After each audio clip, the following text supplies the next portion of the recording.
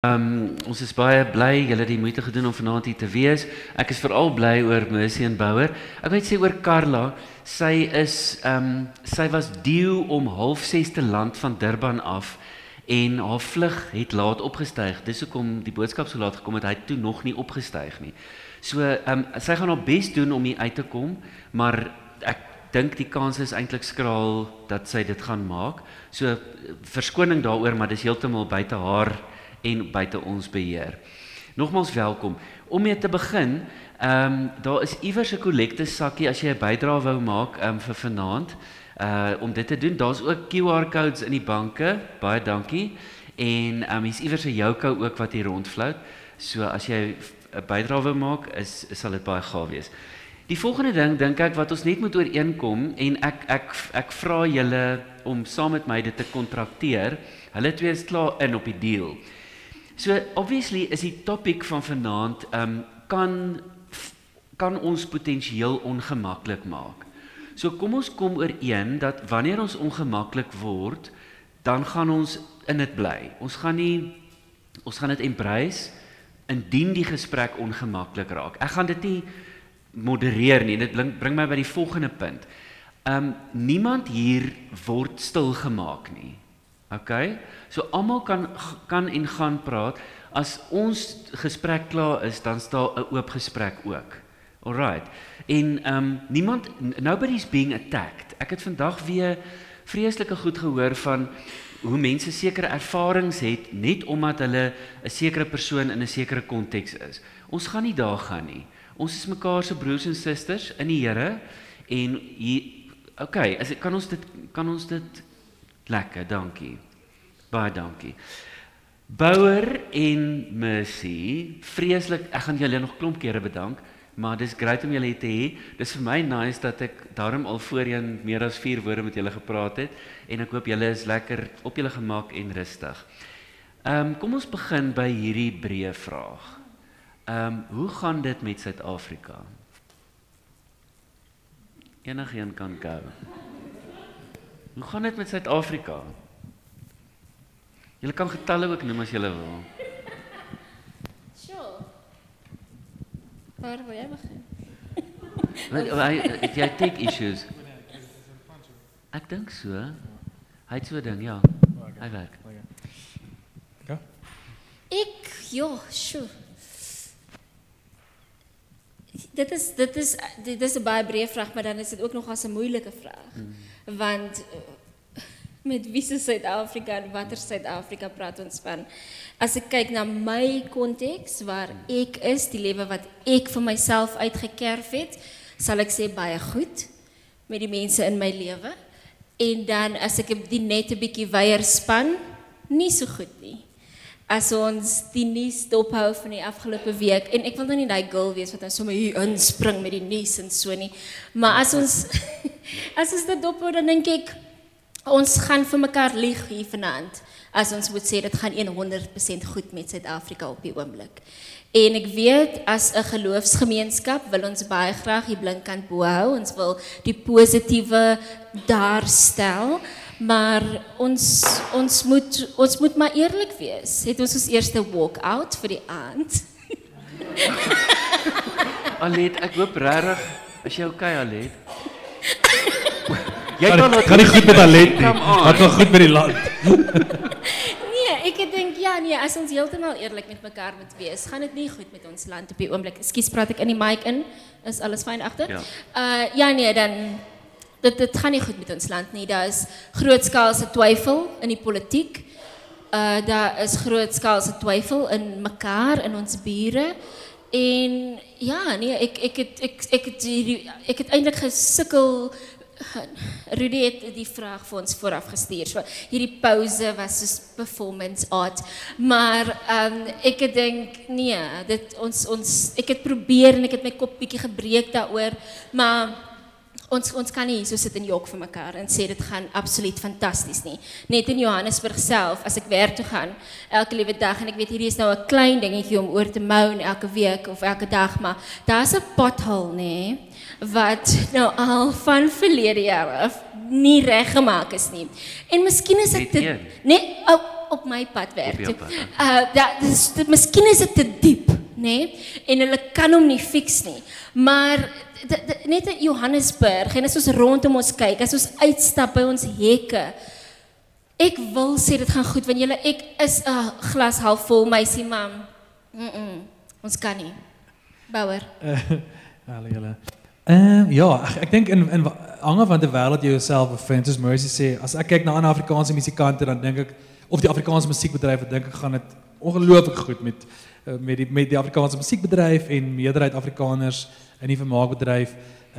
Waar ek myself bevind, deesdae is in TV-produksies en advertensies en so aan, dan is dit 'n bedryf wat baie goed doen as gevolg van die verandering in sosiale media en baie meer outlets daar is waar mense bemark en so aan. So ek is bevoorreg om te kan sê, in die wêreld waar ek operate, dink ek, gaan dit goed.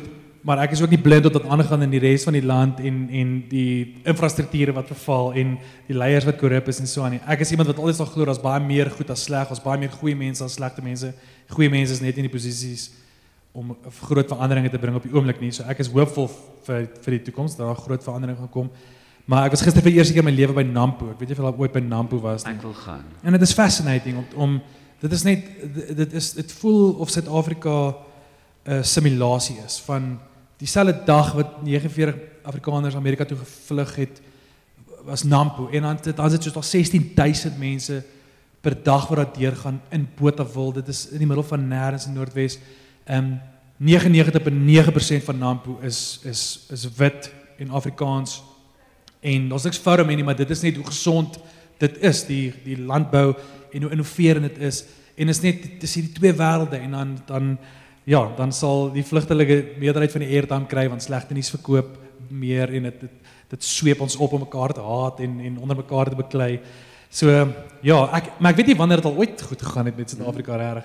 En ook wat bepaal jy as goed en sleg? Want ek dink daar gaan altyd 'n mate van klasverskille wees en rasverskille. Ek dink dit is net samelewing in general. Ons is stikkende mense, ons is stikkend met mekaar want ons is self stikkend en ek dink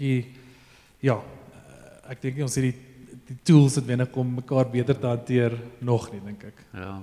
Rudy, as ek daar mag inkom, voordat ons oorgaan na die stikkende mense en die stikkende land, soos wat Bouwer nou begin het met waar dit in sy bedryf goed gaan met die musiek en alles daai wat jy sien, wil ek ook allemaal net noem, waar ek werk nou by die Universiteit van Johannesburg, waar ek gee Afrikaans metodiek en dit is allemaal studente wat Afrikaanse onderwysers gaan wees en daar gaan dit baie goed. Hoe oud is hulle in 4 jaar, soos early 20s, en hulle is opgewonde om onderwysers te gaan wees in Afrikaans. En dan moet ek ook net noem, dit is studente wat, hulle gee meestal Afrikaans eers addisionele taal, so hulle derde, vierde taal is Afrikaans en daar gaan het goed, jy weet, en met campuslewe wat ek kan sien, ek was op universiteit tydens 'n generasie, dit was die Volist beweging, met Fees Must Fall, Roads Must Fall, alles daai, en nou is daar nie soveel studente optogte en sulke goed wat die aandag trek nie, wat het voel amper nou, ek is 'n bietjie jaloers, want hulle kan nou net studente wees, maar daar so gaan het goed. Jy weet, so ek weet nie of ons op die goed wil bly vir 'n rukkie nog.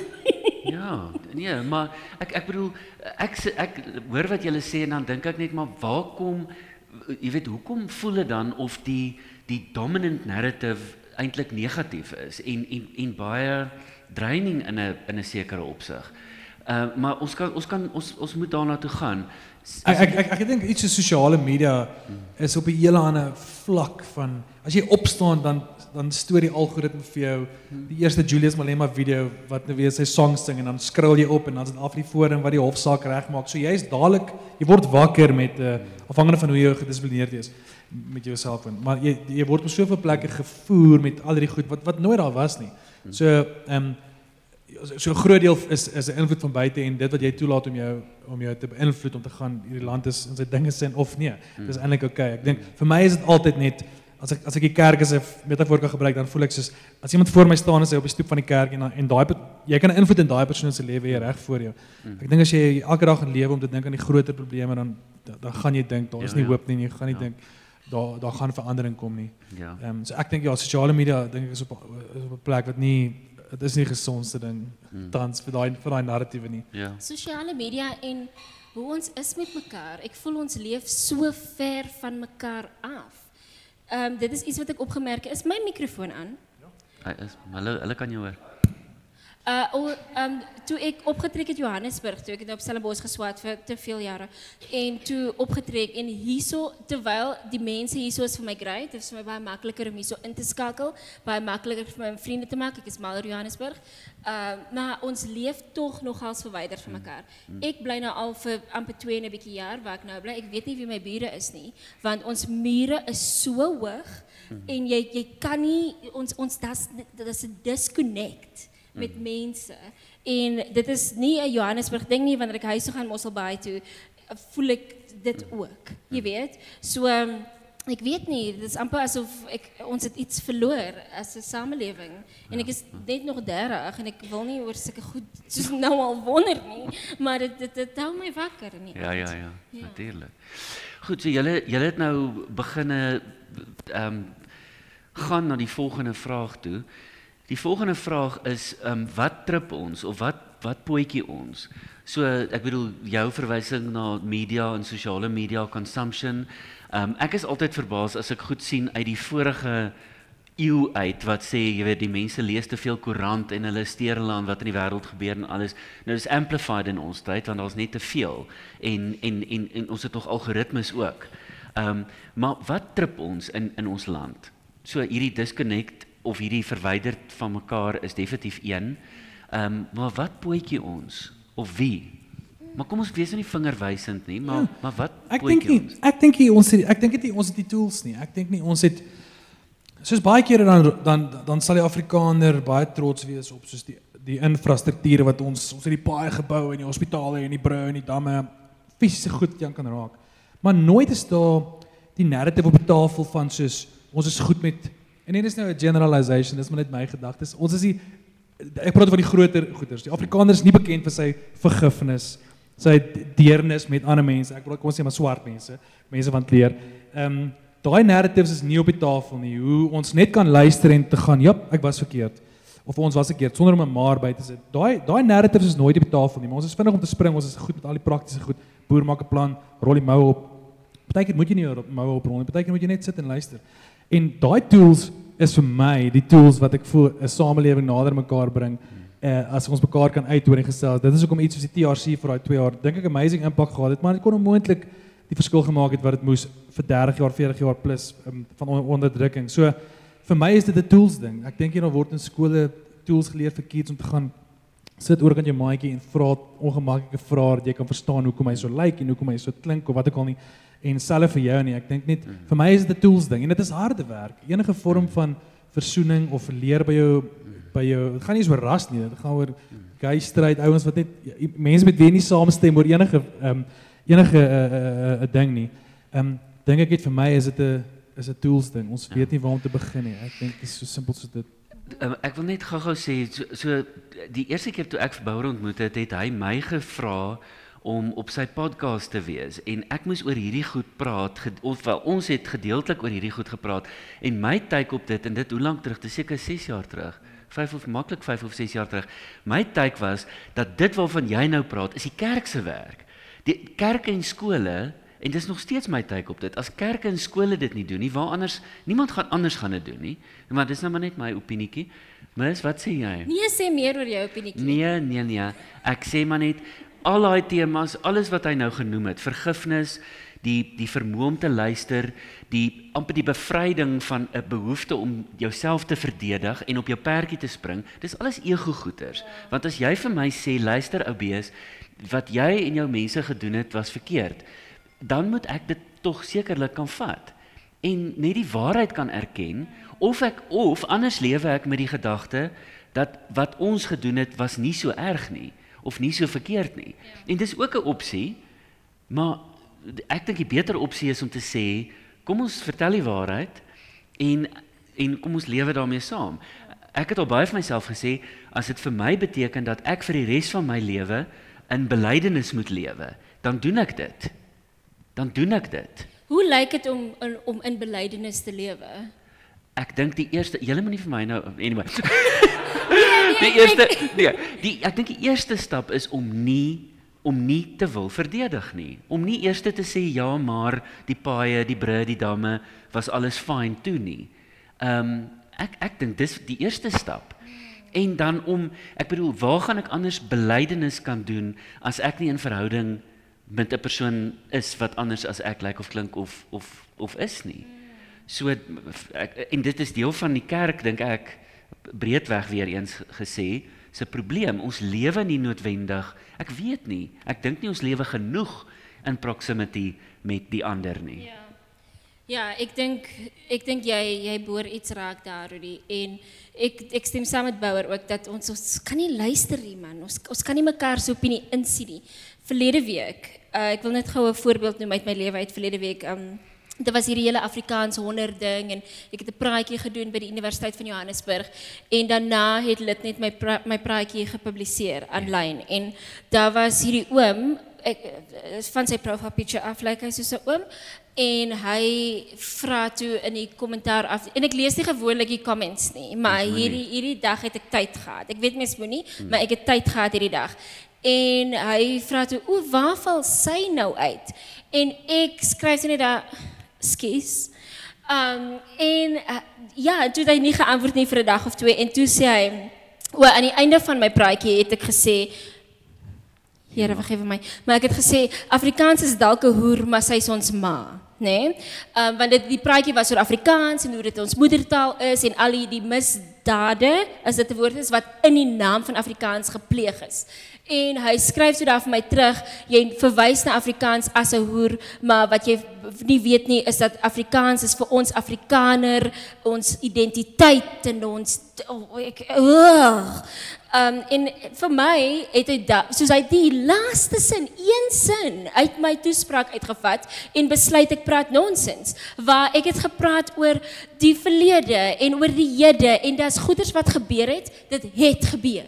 Die punt van my praatjie was, wat doen ons nou? Al hierdie het gebeur, en ook die hele ding oor white guilt, wat ek hoop ons by gaan uitkom van, ek wil nie julle uitsonder nie, maar ek hoop ons kom uit by white guilt, want dit is onbehulpsaam vir my, en vir alles wat mense vir my vra oor hulle white guilt. Ek kan jou nie daarmee help nie. So, dit is daai ding, en dit is dat ons nie luister nie, ons vat nie, ons is so knee-jerk. Dit is die heeltyd net hierdie reaksie, jy sien een ding en jy soos, en ek kan nie meer nie. Dit maak 'n mens moeg, en dit is hoekom ek opgehou het 'n paar jaar terug, om sulke publieke panele en toesprake te doen, want dit maak 'n mens moeg, veral as jy so half die token colored meisie is, om oor hierdie goeters te praat, jy weet, dit is exhausting, en dan wil ek net vir my wit broers en susters vra om, get to it, jy weet, moenie die werk heeltyd op ons pak nie, man. Ja, okay, maar kom ons gaan gou daarna toe. Ek weet dis moeilik. So ek gaan probeer om te sê wat ons dan moet doen oor white guilt. So dit klink vir my asof ons die wites dan nou of die witteris moet met ons eie white guilt deel. En dit gaan nie gebeur as ons nie daai moeilike gesprekke voer met mekaar nie.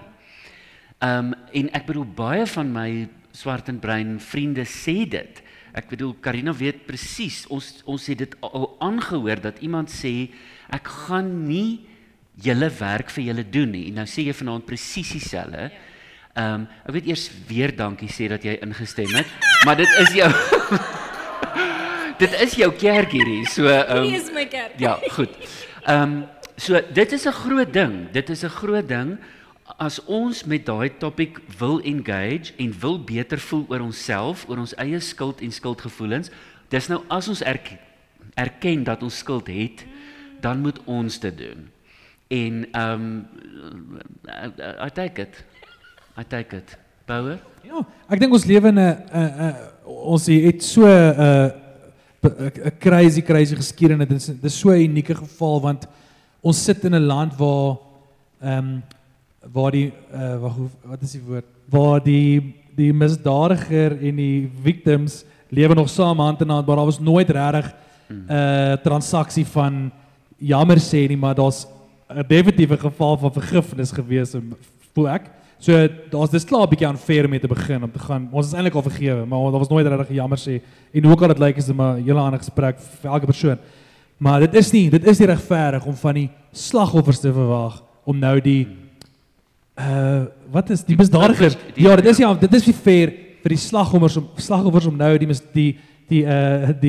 misdadigers te kom educate oor waar ons verkeerd was en nou het ons mekaar begin dit is niet unfair dat ons geleef het.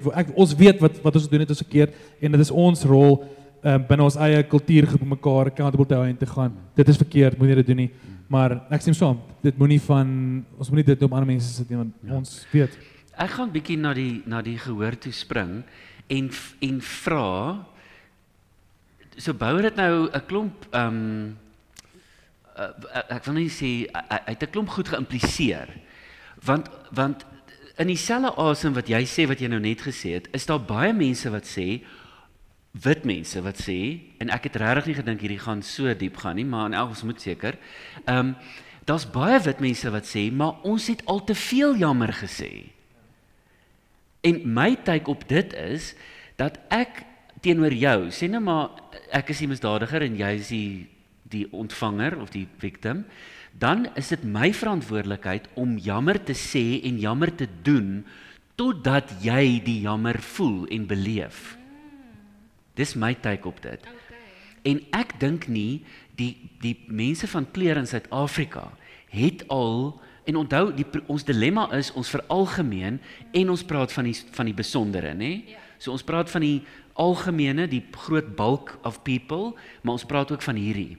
So nou ek sê net as 'n land dink ek nie kollektief het die wit mense al genoegsaam jammer gesê dat die mense van kleur die jammer ervaar nie. Wat sê julle? Voor julle iets sê. Vir my, Rudy, ek is niemand se slagoffer nie. Right. Okay, ek dink daai gesprek is dieper as net dit is nie 'n mens kan nie veralgemeen nie. Maar ek is nie 'n slagoffer nie. Wil ek net baie duidelik en uitdruklik stel, want natuurlik ek is gebore in 'n demokratiese Suid-Afrika, ongelooflike goeie geleenthede gehad, en ek is besonders. Maar ek is en die ding is, dit is so naby, want my ouers het nog apartheid onderrig ontvang. My pa was in die tronk gegooi. Jy weet, my ma moes begin bel daar by die tronk. Jy weet, en my soos onderwysers het nog apartheid onderrig ontvang. So dit is so naby en ek dink nie dat kan, of ek weet nie, die wit mense moet maar vir my sê, ek dink nie dat kan 'n algemene, ek's jammer vir hierdie. Ek dink nie dit kan nie. Ek dink dit moet in ons menseverhoudinge deurkom. Hoe ons met mekaar is op 'n daglikse basis. Dit is waar dit moet deurkom. Die TRC het misluk.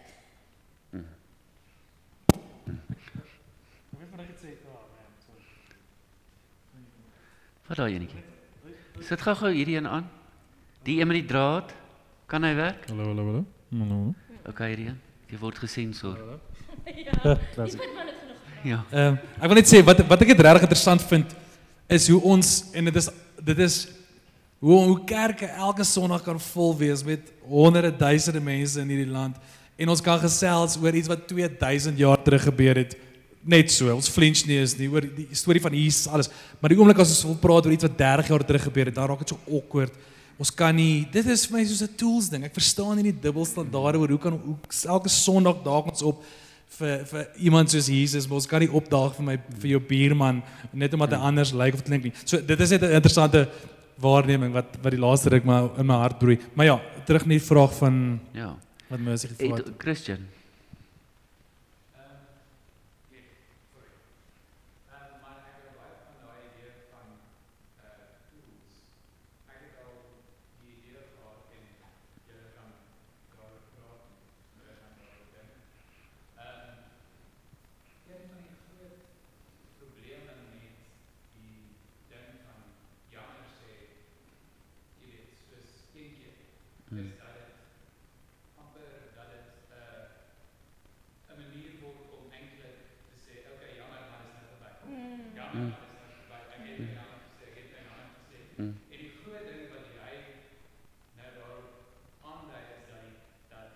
Kerke en verskillende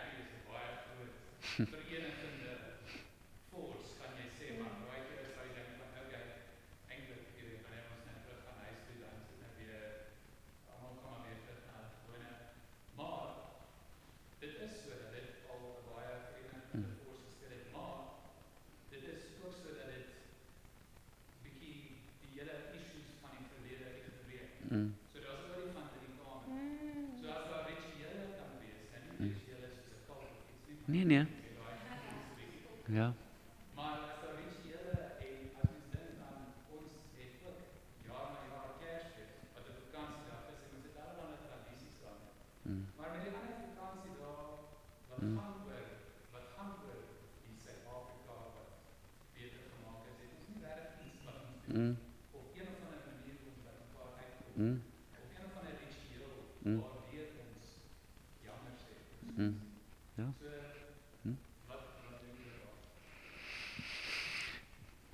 Ek dink dis hoekom ek voel dit op skoolvlak gebeur. Ek voel maybe is daar curriculums soos LO wat veronderstel is om te praat oor goed soos versoening en hoe dinge lyk, maar ek moet ook by sê ek kom uit 'n ander era uit. Ek is 41 nou.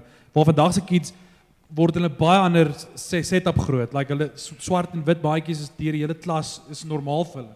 So ek dit lyk dalk anders vir kids vandag waar ek is nogals geneig, dis 'n groot blind spot vir my.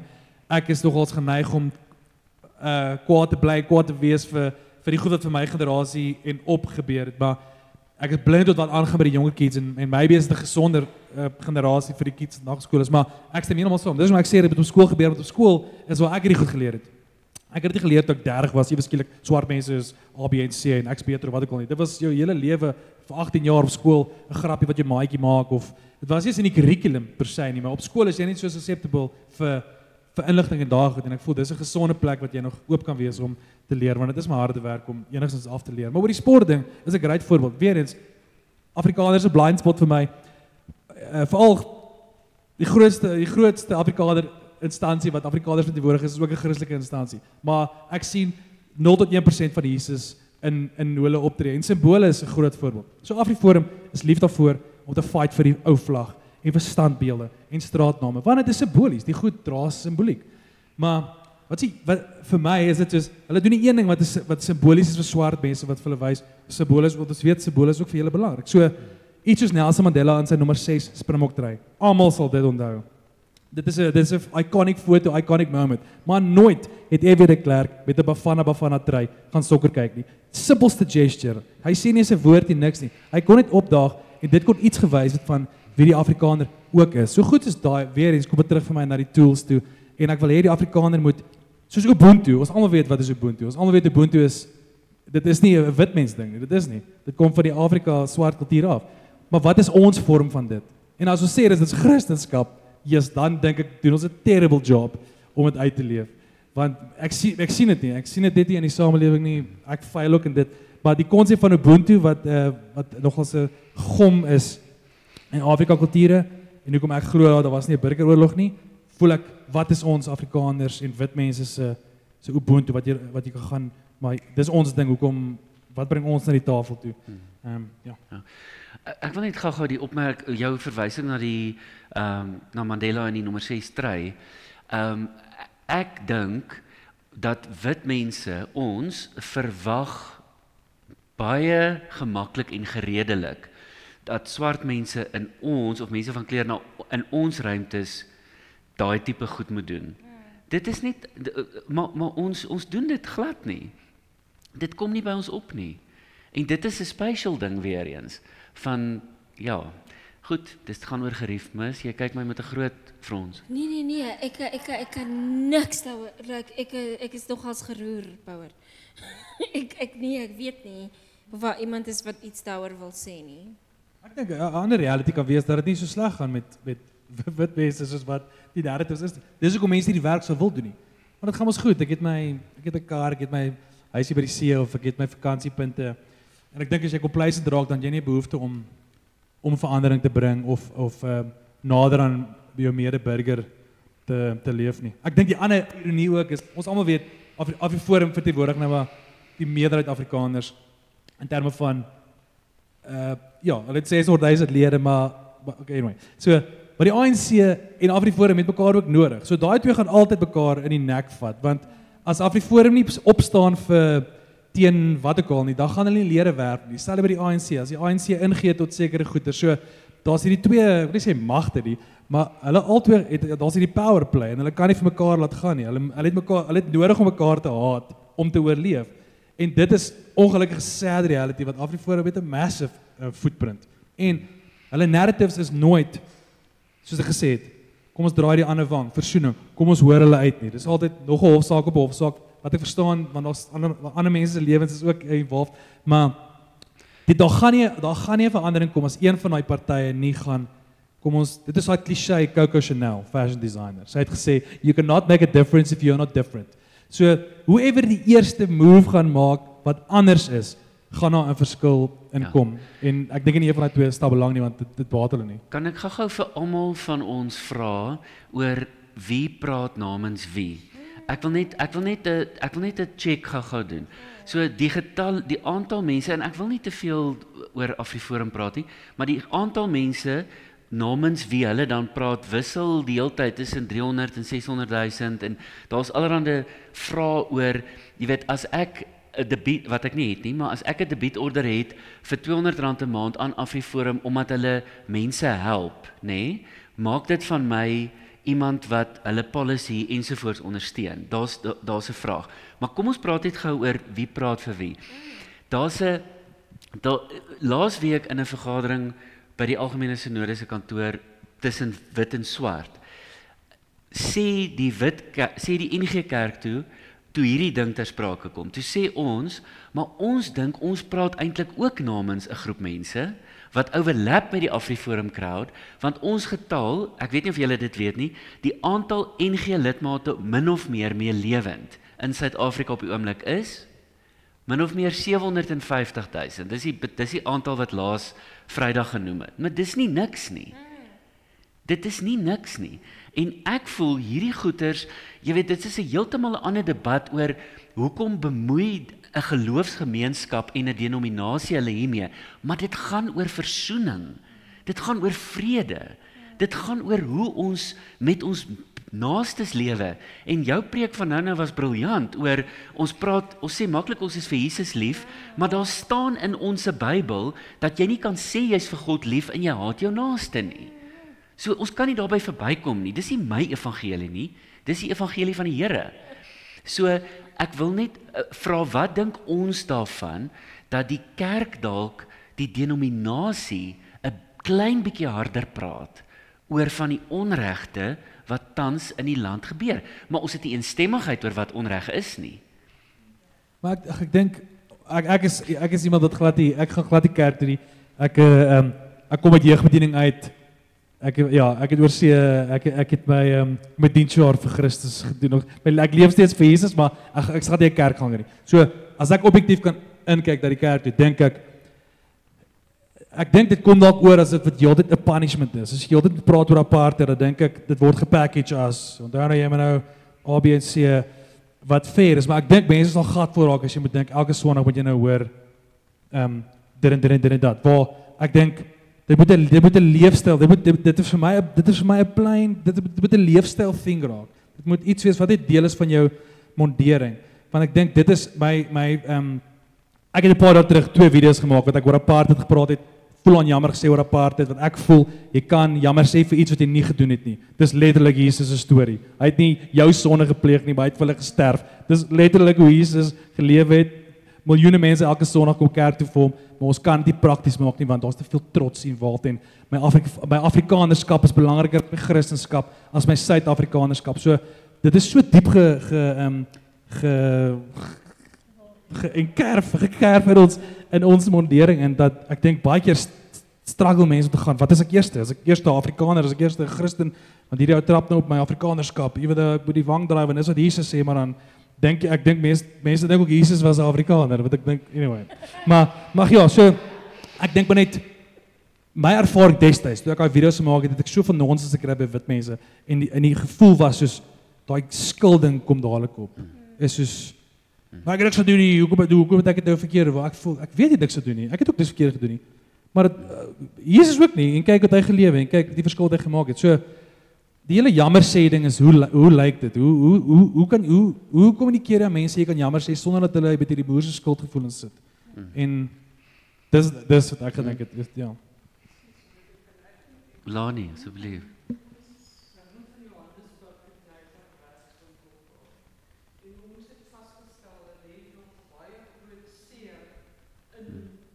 Die enige kerke Mm. oor mense wat eers is dit gepreek uit die Bybel en dat apartheid reg is en toe is dit gepreek dat dit nie meer reg is. So ek dink die kerk se rol moet baie duideliker wees. Want ons het agtergekom was 'n groot Ja. seer wat nog nie meer gedeel is. Ja. Ja. Mens, was nog 'n hand, Jolandi?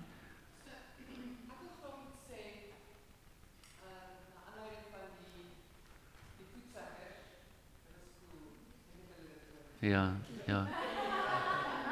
Die groot sek.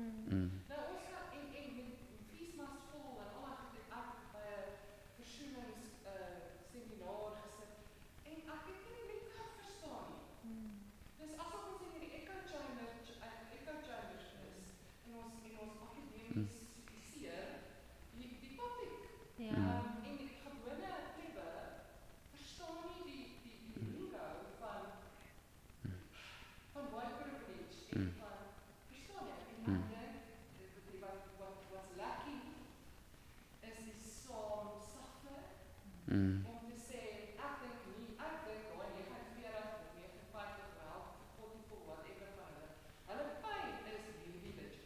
Natuurlijk.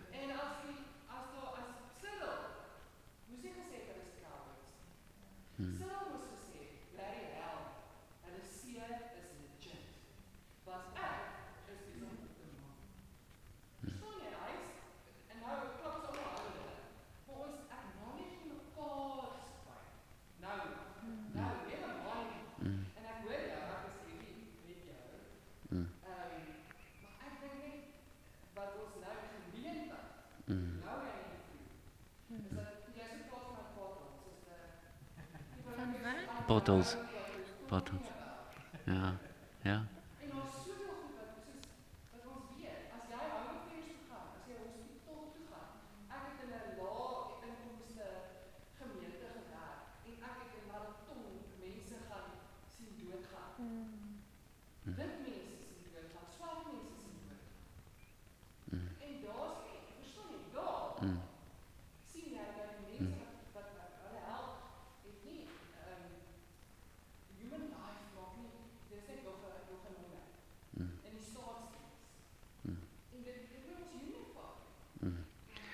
Dankie. Maar jy's reg, dink jy?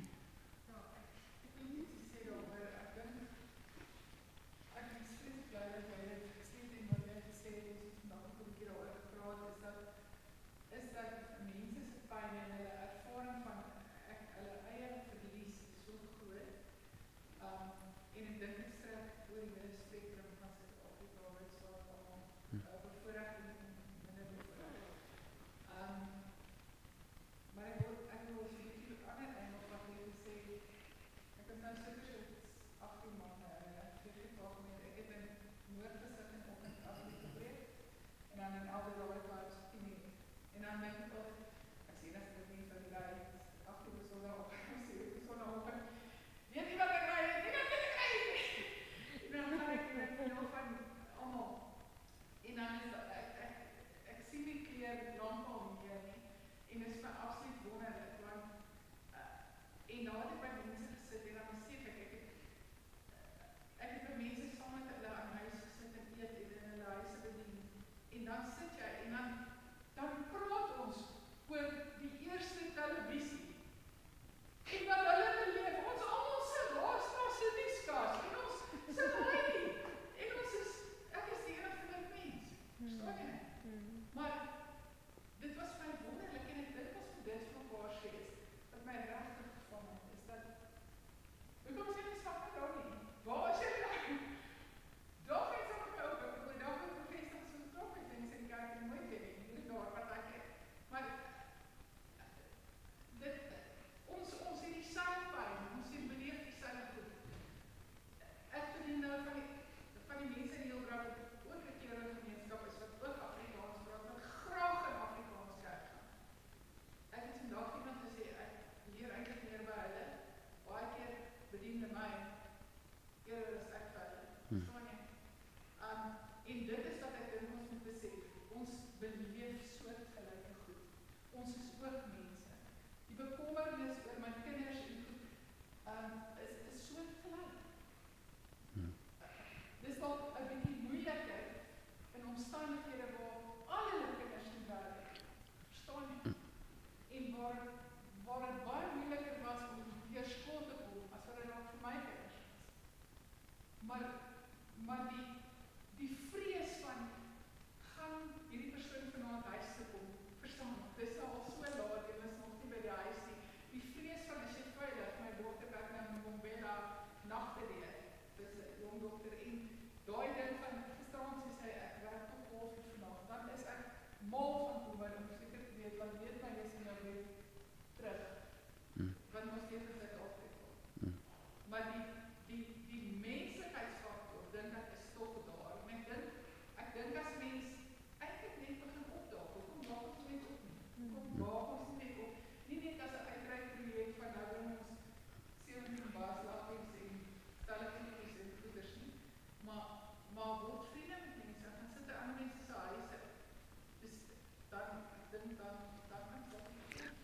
Yes, Paul. Ek wil sê dis wat ek hoopvol is vir die volgende generasie. Ek dink ons generasie en op ons gaan doodgaan met hierdie fight. Dit is soos Moses wat nooit Kanaan gesien het nie. Hy's daar, maar hy kom nou uit nie. Ons gaan nooit die rasisme gaan nooit ophou dink ek in ons generasie nie. Maybe die volgende nie, maar ons van die hele oefening van apartheid was om te fokus op ons verskille. En die ironie is ons is baie meer gemeen met mekaar as wat ons verskillend is.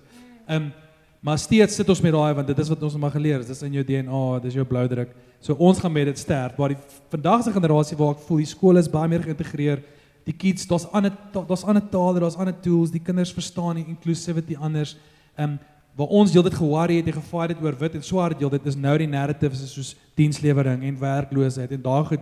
En dit is die goed wat mense op die ouene gaan vir beklei en opstaan teen die regering. Waar ons nog gaan hana oor wit en swart en al die nonsens wat ons geleer is. Voel ek daar is hoop in die jonger generasie gaan dit heeltemal anders hanteer want dit is klaar anders. Die prentjie lyk klaar anders. Elke goeie amazing groot skool is so divers. Die beste spelers in die rugby spanne is die bruin en die swart spelers hands down. En dit was nooit so nie. En sulke klein goedjies soos daai voel ek maak 'n impak en verandering en ag ja, ek dink maar net ons gaan unlearn tot ons dood is en waar die jonger generasie voel ek gaan nie so groot bagasie vol unlearning hoef te doen nie. Maar is jy stem jy saam met hom? Sure. Ek doen. Ek doen want en dit is grim. Om te dink dat ons almal eers moet doodgaan vir hierdie ding om uit te sterf. Want ek wil baie graag nou sien dat ons mekaar beter verstaan, dat ons beter na mekaar luister, dat ons al hierdie goeters van mekaar begryp en dat ons die verlede kan acknowledge vir wat dit was, kan bely soos wat jy nou van gepraat. Ek ken nie daai tipe belydenis nie, by the way. Ek het groot geword in die kerk. Ek ken nie die apostoliese geloofsbelydenis. Confess, ja. Ja. Maar dit is ongelukkig maar nou so en maar ja, dit is maar nou terwyl ons hier is, nê, moet ons daarmee werk. Dus ek dink ons kan nie net gaan wel ons moet doodgaan en dan gaan ons van wees. Nee. Ja. Ons daai tools wat jy dan van gepraat het, kom ons brainstorm vir die volgende 5 minute eintlik aan die tools. Ja. Dit sal vir my fun wees. Let's do it. Ja. Ek wil die laaste ding sê. So wat as ek by uitkyk beteken nie dis nie so vir my is verandering dit is 'n klein dingetjie. Dis wat ek sê as jy moet voor jou staan as hulle op die stoep van die kerk hanteer hulle soos die kerk iemand sal hanteer. Ek weet nie wat 'n reise voorbeeld is nie. Maar dit is nie hierdie groot ding nie. Vir my om 'n verandering in Suid-Afrika te bring is nie hierdie massive oefening van nou moet ons 50,000 mense in 'n stadion kry en almal moet nou dis nie 'n mighty men konferensie nie. Dit is die ones and twos. Dit is Jesus het 12 mense gehad. 12 mense. En weer eens, elke Sondag miljoene mense wêreldwyd oor 13 mense. Dit is so dom en eenvoudig. Dit is vir my waar die verandering kan lê. Soos in daai 1 en 2 verhoudings. 'n Simpel voorbeeld is as jy dink aan die Holocaust, dan hoor jy dadelik 6 miljoen Jode is vermoor. Soos jy flinch nie is nie. 6 miljoen, wow, dis hektiek. Kyk 'n dokumentêr en volg een Joodse persoon se ervaring. Jy huil van die begin tot die einde. Ons maak die probleme is groot, maar ons dink aan die oplossings moet ook groot wees. En dit is nie. Dis vir my 'n simpel klein gesture en vir wit mense se kant af die hele jammer sê ding. Ek weet dit breek my brein dat mense dit nie kan snap nie, man. Dit is nog kleiner as dit.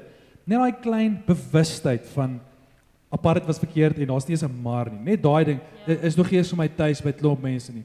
En as dit nog eers tot daar kom, kan jy maar vergeet van 'n jammer sê, maar net daai klein bietjie van 'n leefstyl voel ek moet ons nog leer. I don't know. Mens het gevra dat ons praat oor tools. Ja. So watse tools, Sherry?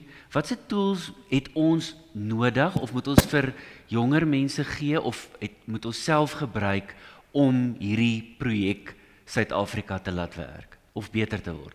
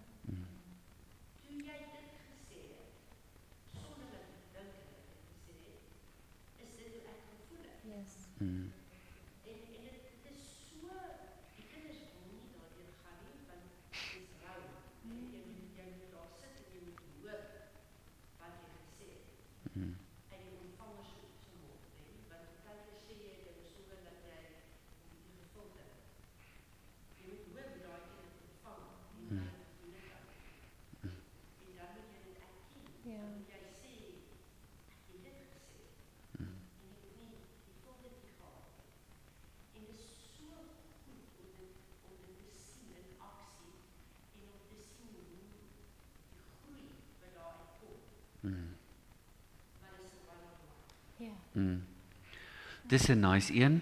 Restorative justice, wrongdoer en recipient luister na mekaar en jy moet dit kan hou, kan Nita. Ek gaan probeer om sistematies my gedagtes te verwoord, maar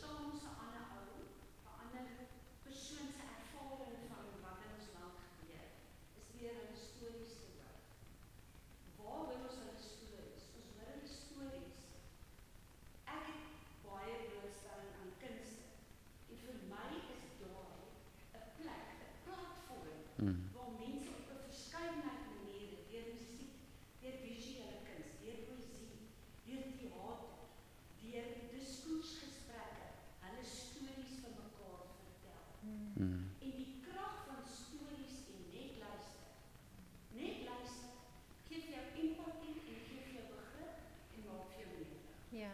En ek het in 'n stadium toe ek so radio sê nou toe, ek skakel so oor van een na die ander stasie. En daar was op 7 nou toe Lucidius Verkruiser. Hy het my ongelooflik ontstel. Maar ek kon nie ophou van luister, want hy het my die hele tyd in die rond gedruk. Toe sê ek, hoekom op sê die man my so? Toe besef ek van hy druk al die knoppies.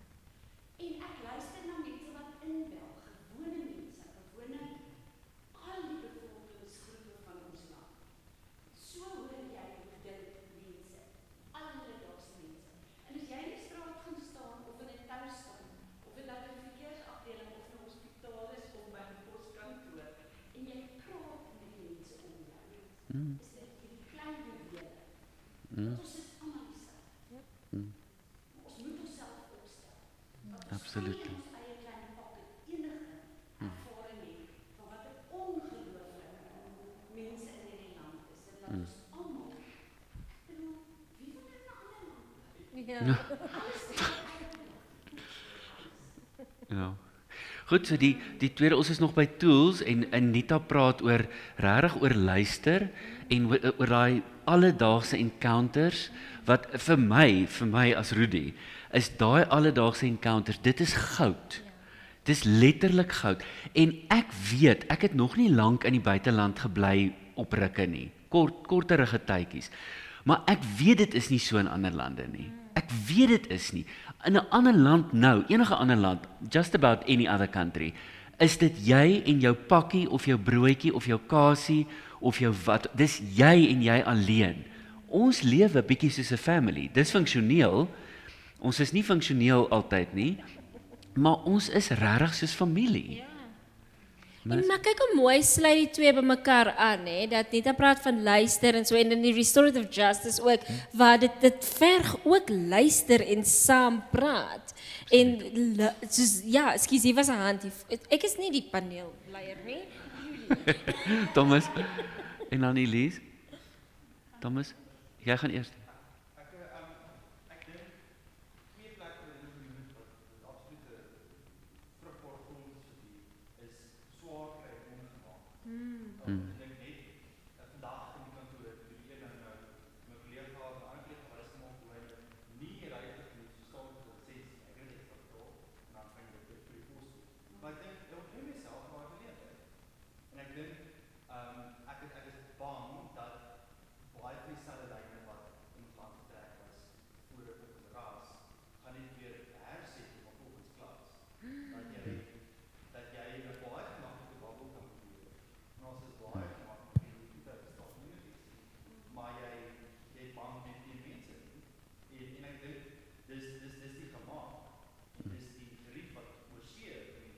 Yep.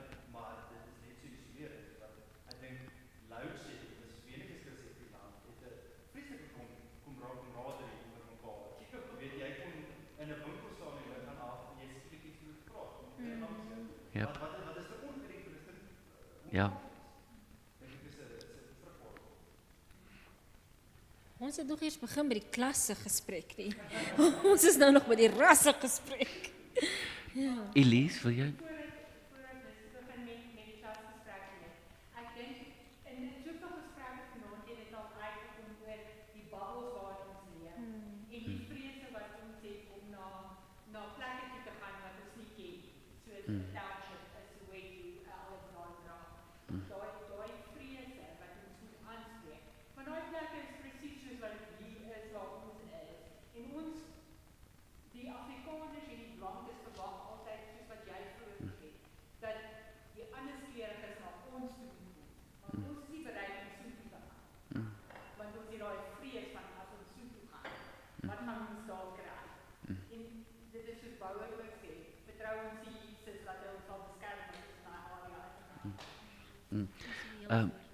Heel voor, Tian en dan Liesel.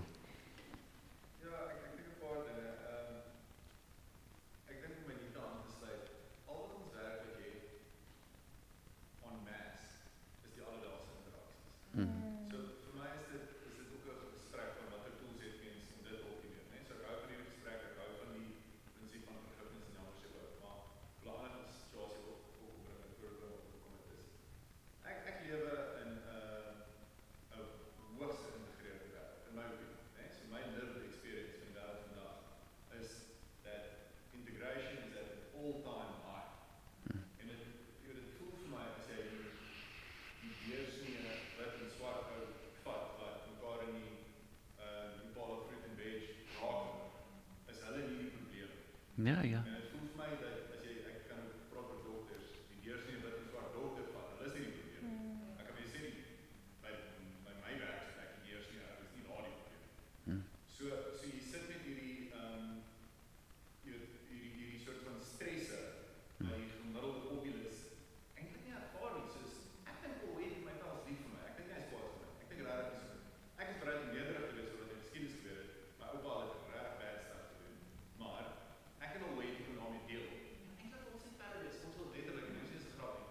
letterlik net die kop en braai gaan steek.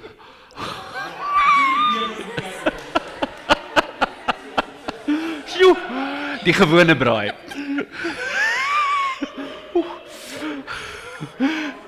Dis ook.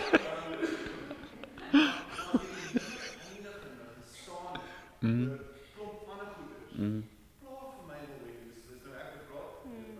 Anders is vertel my mense so. En as ek wil ander ding sê. Die politieke disfunksie in ons land verskuif die kolle en beklemtoon ons rasseverskil. Ek wil hierdie net gou vir oor weer sê. Yes. Potholes, werkloosheid, misdaad is goeders wat die deursee ou en paarfriende mens nie verantwoordelik is. En dit is iets wat ons unite ons in die United Suffering wat ons nou genoem het. En dit maak ongelooflike frustrasie en natuurlijk is dit 'n wonderlike petrol op die vuur vir die rasse wat die ANC het. En ek weet baie duidelik is, dit is die ANC se skuld. Jy weet, dit is kan 'n bietjie afpraat sonder maar ek dink regtig so. Ja.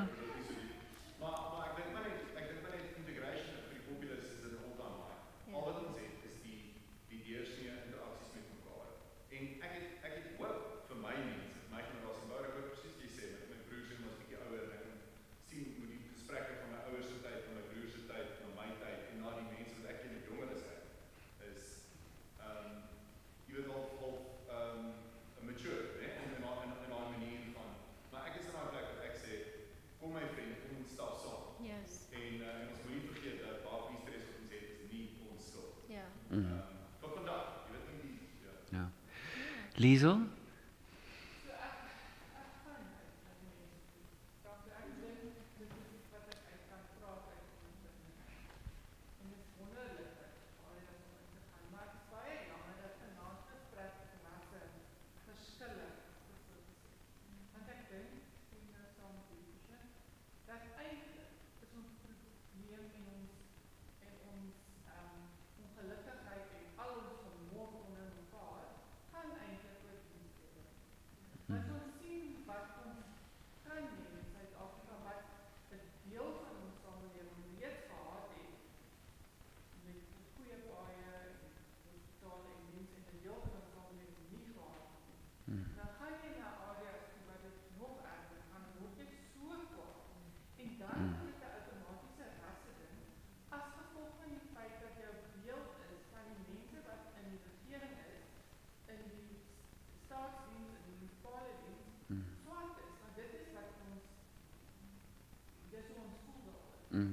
So ek dink persoonlik, ons moet probeer om daai politieke media, al daai goed te probeer onderdruk, want dit is wat al die vlamme van rassescheiding, rasseverskille eintlik aanwak.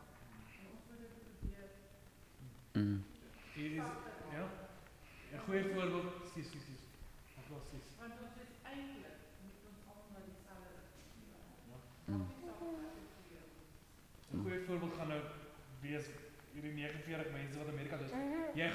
Jy gaan meer van hulle weet in die volgende paar maande as wat jy weet van die ou wat 5 km van jou af bly. Wat al vir 40 jaar jou buurman is.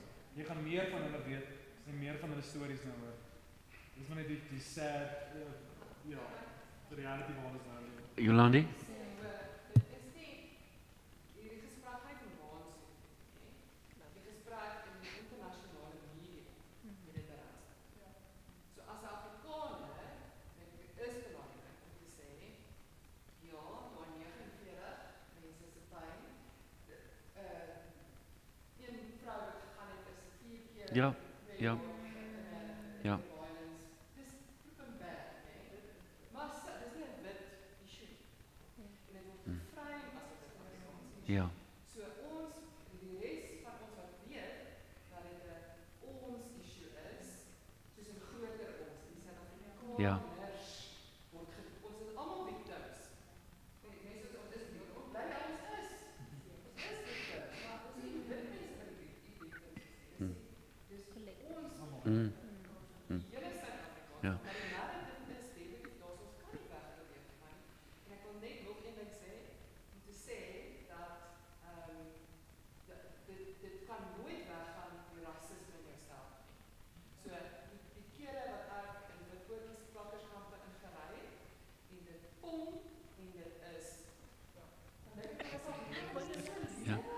Dis 'n lekker woord. En dan gaan ek dadelik na my rassistiese self wil sê dit. Ja, ja. Ja, ja. Dan het ek internal dialogue nodig. Ja. So met ons as wit mense sou ek nou gesê dis akademiese chat. Maar dit is 'n Ja. eerlike vraag wat nie heeltemal geskryf kan word. Ja. Mag ek 'n voorstel maak, Rudy? Asseblief. Hierdie is nou die Andyberg gemeente. Ek is tikkel deur hierdie ding van restorative justice. En ek wonder of ons dit in die kerk kan implementeer. Jy weet, waar ons hierdie tipe gesprekke one-on-one met mekaar begin voer hier in jou kerk. Nie jou kerk nie, die Here se kerk, maar waar jy die dominee is. Jy weet, ek dink dit is hoe ons nader aan mekaar gaan kom. Dit is hoe ons weer daai sense of community onder mekaar gaan bou en want ek kom nou al vir 'n paar Sondae hiernatoe en ek's baie skaam. Ek sit heel agter en ek kom maar net in, ek sit, ek luister en haleluja en dan gaan ek huis toe. Maar ek wil ook graag voel asof ek deel is van die gemeente. Jy weet, en ek weet nie of ek die enigste een is wat so voel en ek wil dit nie 'n velkleur ding maak nie. Jy weet, want ons kom elkeen met ons eie individuele ervarings hierin. Maar as ek jou mag uitdaag, Dominee Swanepoel, kan ons hierdie deel maak van jou kerk? Ons kan, Asseblief. ons kan verseker, ek dink nie ons kan nie, ek dink ons moet. Ek dink ons moet. En daar is 'n klomp ander fasette, soos wat Liesel nou reg uitgewys het. Jy weet, ons het nou vanaand, en dit was by the way, dit was nie so vooraf uitgedink dat dit so sou wees nie, maar daar's 'n klomp fasette waar ons nog by moet uitkom. Ja. Want daar's 'n klomp ander verskille ook. Ons het nou begin verwys na klas ook. Daar's 'n klomp ander verskille ook onder ons waarby ons nog nie uitgekom het nie. En uiteindelik dink ek dis die kern van die werk van die kerk, want vir my gaan dit wat jy nou van praat, wat ons prakties moet doen en gaan doen, dit gaan oor genesing. Ja. Dit gaan oor heler word. En almal gaan heler word, nie net sommiges nie. So challenge accepted. Ja, en ek hou van daai ding van sorry Bouwer, maar hier gaan ek. Ek hou van daai ding van genesing want soos wat jy nou praat en so ek het groot geword in die kerk en vir my is daar baie religious trauma waarvan ek ook moet genees. So daai restorative justice ding, dit is nie net 'n ras, dit is 'n mense ding waarby ons dan nou hopelik by sal kan uitkom. Absoluut. Dit is ons seer kom van mense af, ongeag jou seer kom van jou ma of van jou pa of mense maak mense seer. Maar die flipside is ook waar dat jou genesing gaan van mense afkom. En veral goed is ons land se geskiedenis en waar ons nou is. Als hoef nie oor ras te gaan altyd nie, maar ons sit by dit binne.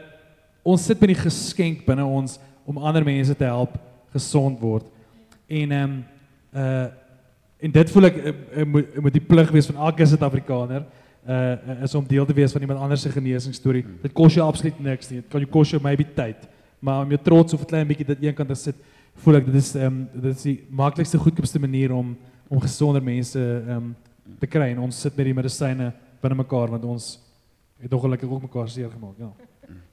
Dis 'n baie ek wil hierdie gedagte wil ek half nie parkeer nie, maar ek wil hom vashou want dis 'n groot gedagte. Ek wil dit weer sê. Ons veroorsaak seer vir mekaar as mense, maar ons genesing lê ook daar. Klink my ons het dieselfde boek gelees. Carly.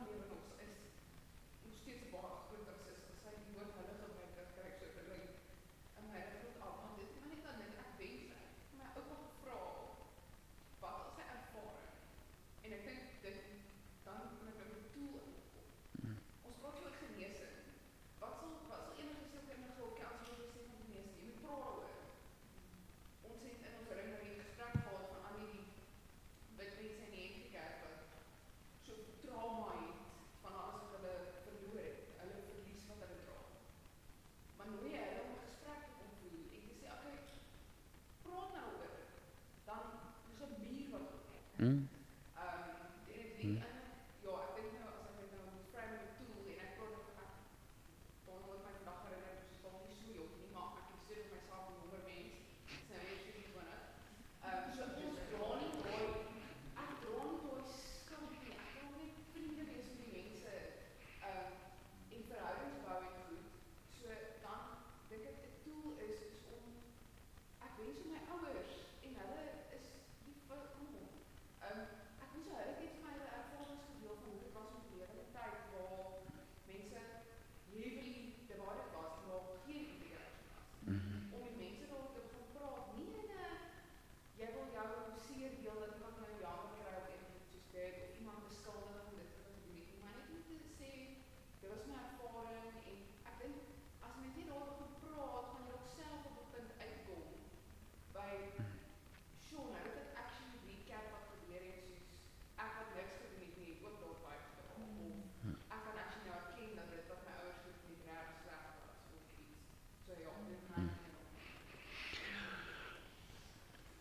Vriende, ons moet asseblief, Rikus, nee, Rikus, asseblief.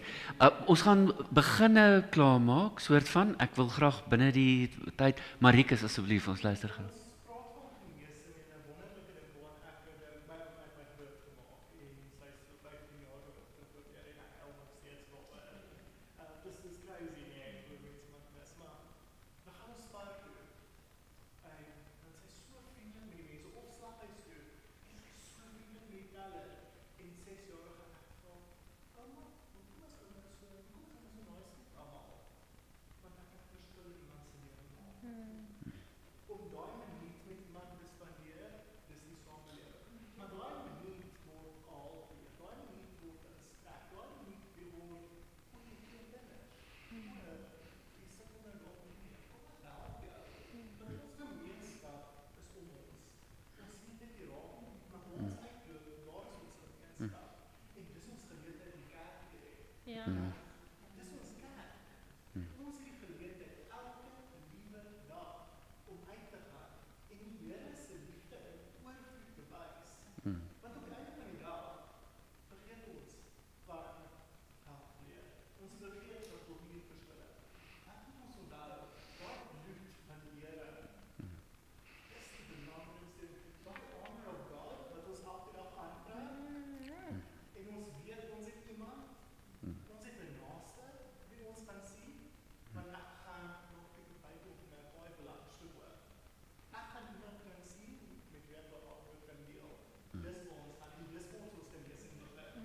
Nie om uit te gaan na die township toe, want baie mense gaan nooit in hulle lewe uit gaan na township. Baie middelklas mense, ook hoër middelklas mense, ook hoërklas mense, sal nooit in 'n township wees nie. Maar hulle gaan by die Bybel wees. Hulle gaan die church aangaan. Ja. Ons het elke liewe dag 'n geleentheid om op 'n stoel te maak. En dit begin hier so. En dit is nie 'n geval van ek moet nou dink wat ek vir iemand kan sê, want ons is so anders van voor. Ons het baie dinge wat ons dieselfde maak. Nee, baie meer. Dit gaan dit was jou dag vandag. Gelukkig om dit is nie 'n maak, gelukkig om dit staan.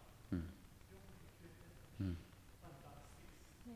Ek ben so verliefd op. Dis wel. Ja, preach it, brother. Slotopmerkings dalk van julle twee se kant af. Ja, ek dink genesing is daar waar twee of meer in sy naam vergader. Ja. Amen. Amen.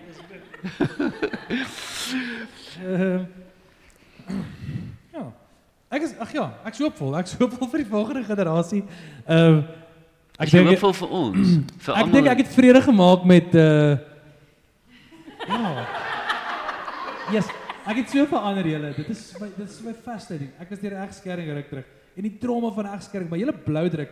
Ek is twee ander mense van wie ek was en wie ek nou is. En dit is vir my net interessant dat ek leer myself nog ken na dit. Maar ek dink ek het vrede gemaak met my generasie en op en dat ons te veel gaan fokus op goed wat nie belangrik is nie. Want dit is wat ons geleer is.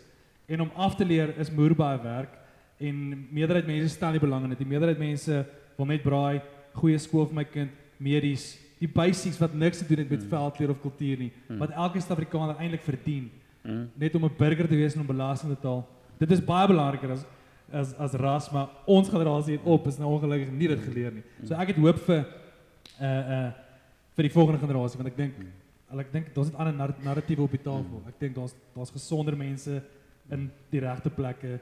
Die leier, die terrible leiers wat ons nou mee sit, gaan nie meer daar wees oor 20 jaar, hulle net oor ouderdom, en ek glo in 'n nuwe. Nee, daar is nie. Almal in die ANC is wat 65 plus. Okay. Nee. Maar sorry, ek like die ANC nie. Ek kom op hulle stem. Ek stem nie vir jou. Nee, maar ek is ongelooflik hoopvol. Lekker. En ek is dankbaar dat ek nou in hierdie land kan wees waar ek nou is. Ja. Ek is net meer hoopvol vir die jong Cool. generasie. Fantasties. Ek gaan nou sê dat vir my beteken die feit dat ons vanaand 'n klein groepie op hierdie manier kon gesels en kon uitkom waarby ons kon uitkom, beteken vir my ongelooflik baie, en ek weet vir die gemeente ook. En ek is herinner aan die klein interaksies wat groot is. Ek is herinner aan die wete dat ons almal iets kan doen en 'n verskil kan maak. En ek is herinner aan die nodigheid vir tools. Ek het tools nodig, ons het tools nodig om beter en op 'n meer lewegewende manier met mekaar saam te lewe. So mag ek vir ons met 'n gebed afsluit. Kan ons dit doen? Kom ons doen. Here, ons wil dankie sê vir elke woord wat vanaand gesê is, vir elke gedagte wat gedeel is. Ons wil dankie sê dat ons op 'n onbevange manier met mekaar kon gesels en na mekaar kon luister. Dankie dat ons kan weet dat U nie net vir individue in hierdie tyd 'n taak en 'n roeping het nie, maar dat U ook vir instellings 'n roeping het. En dat ons as miskien meerderheid lidmate van die NG Kerk kan onthou dat U ook vir die kerk en vir hierdie gemeente 'n spesifieke roeping en 'n taak het. Here Jesus, ons bely dit dat ons U werk en die vreugde van 'n roeping wat ons by U kry, dat ons dit baie keer te ingewikkeld maak. Dalk omdat ons bang of ly of wat ook al is. Maar U het gesê, wees lief vir God, wees lief vir jouself en wees lief vir jou naaste. Dit bly ons prioriteit, ons hoor dit weer vanaand en ons sê weer, ons wil so lewe. Dankie vir Mercy en Bouwer en Carla, ons bid vir Carla en Sisley, ons bid vir hulle veiligheid ook op hierdie aand en ons sien uit daarna om verder met mekaar op hierdie pad van gesprek en versoening en luister te lewe. Ons bid dit in Jesus se naam. Amen. Ek dink daar's nog kos. Ek dink daar's nog baie kos buite. Okay, goed. Verskrik